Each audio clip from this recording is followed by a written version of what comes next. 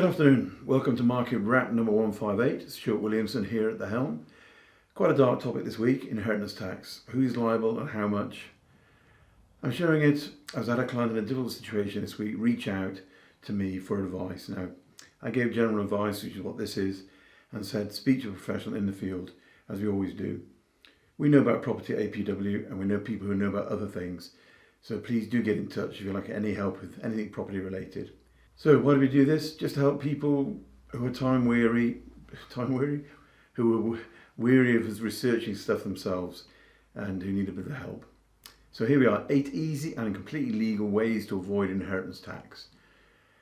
Okay, just to give you some background, inheritance tax thresholds are catching more families than ever and it's costing a lot of money. Inheritance tax is often known as Britain's most hated charge.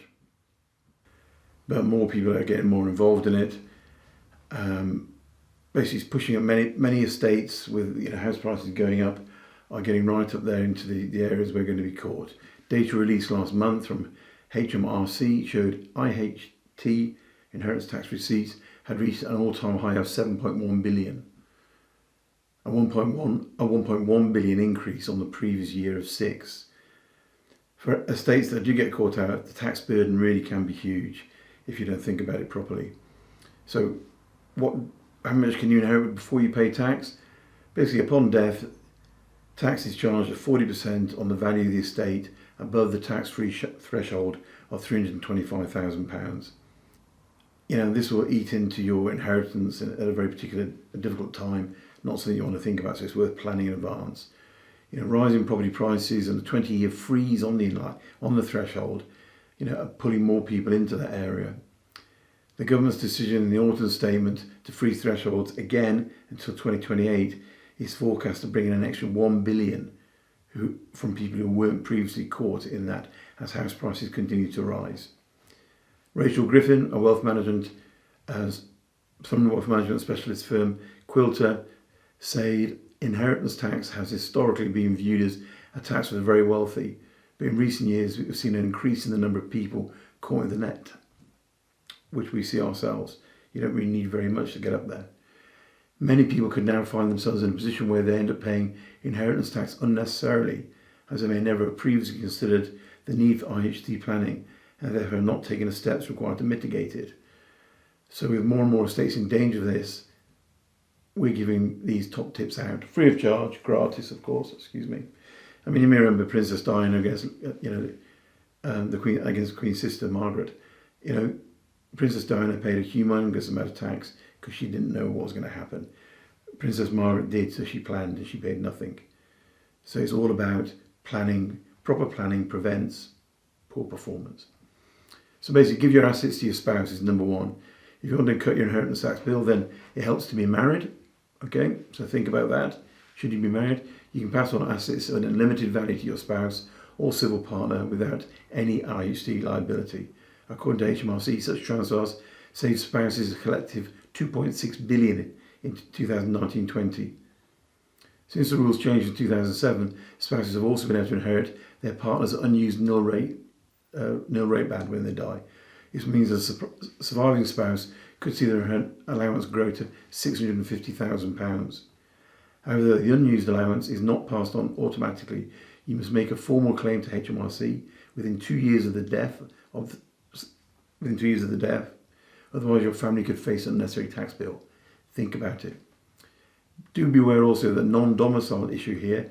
If your spouse is not British, you may not get any allowance. You may get a small non-dom allowance, which I think is £50,000. Okay, leave your home to your children. For many families, property, and if we can help you, APW, will be the most valuable asset in your portfolio. In fact, rising property prices are a major reason why inheritance tax revenues are doubling. Luckily, homeowners get an additional £175,000 allowance called the residence nil rate band if they pass their main property on to their family members. And because spouses and civil partners can combine your allowances, this basically means you can get up to £1 million without getting a bill.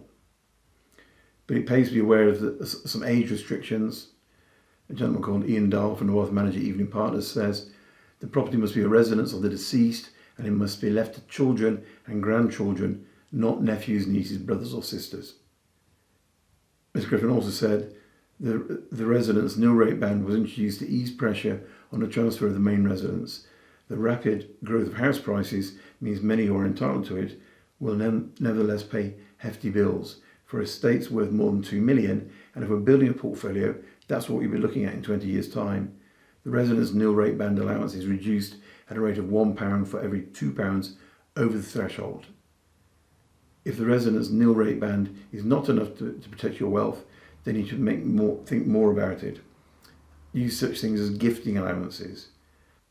The simplest way to avoid inheritance tax is to give away your assets during your lifetime.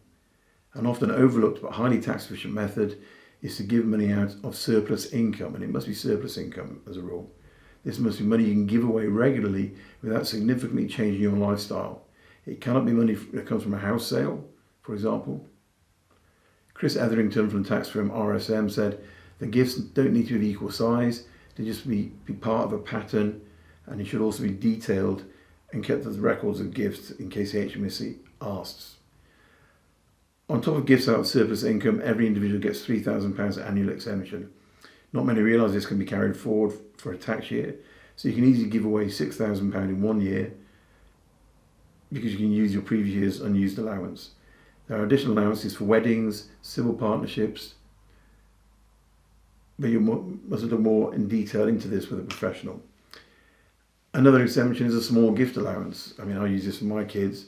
We can give up to £250 per year per person. It's not going to change the world, but it is things worth noting. So if I'm giving them £3,000 a month across my children, I can add that with another 500, and that starts to build up something worthwhile giving away. All these things are immediately free from inheritance tax. Okay, so they're excluded immediately from your estate. A concept I've used here is the Prosperity Development's monthly deposit programme, which is basically where you give £9,000 as a deposit, and then you give £2,500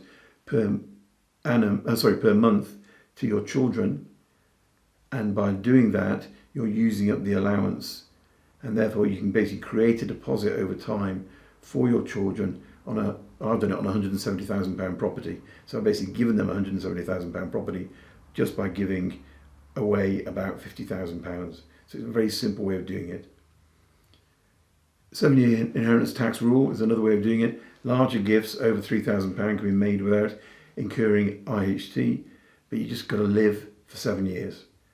It becomes known as a potentially exempt transfer during that 7-year period, and at the end, taper leaf applies, so the tax payable becomes less and less.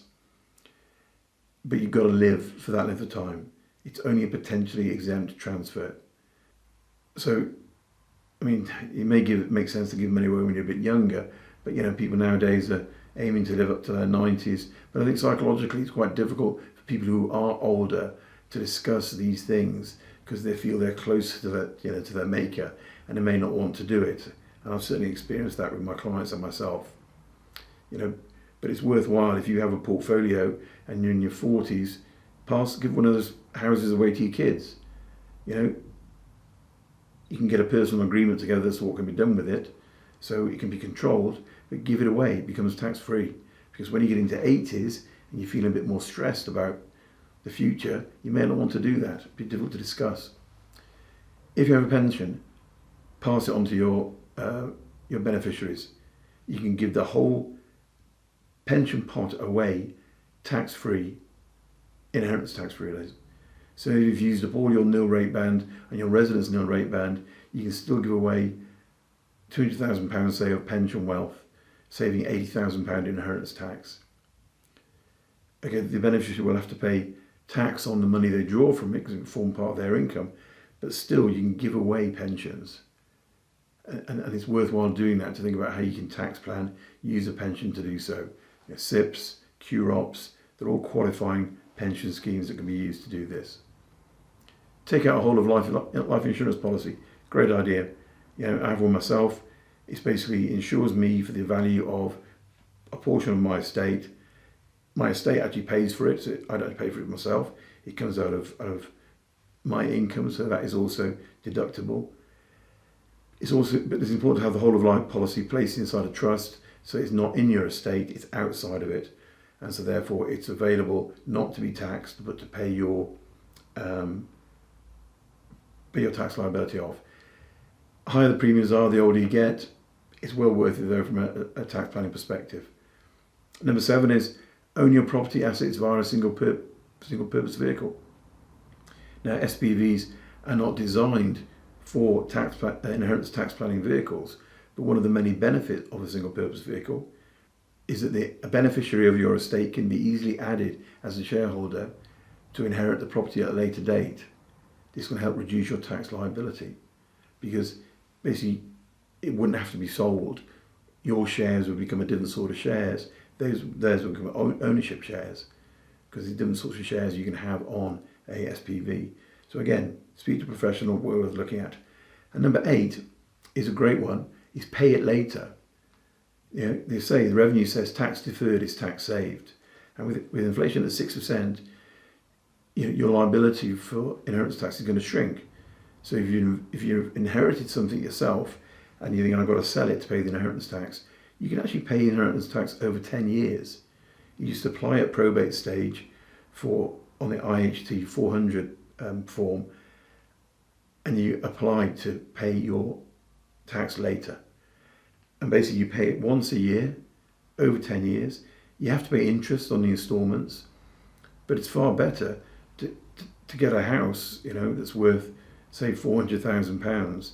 It's got a big tax liability on it, but the way that houses go up in value, and you can remortgage it, and the rental income, you can have the rental income actually paying your inheritance tax liability off.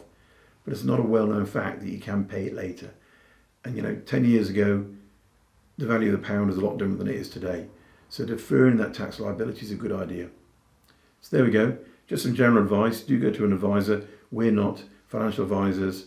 We're not tax advisors. This is just general information I give to my clients and I use myself. So IHT planning, 8 ways to avoid, that's not the right word to use it, 8 ways to tax plan. Hope you enjoyed it. That is market route number 158, a bit different this week. Just trying to vary it a bit. I've just been watching over the last week The Ashes, and that's what Dashboard is all about, varying it, trying to beat the Australians. Good luck, take care, bye bye.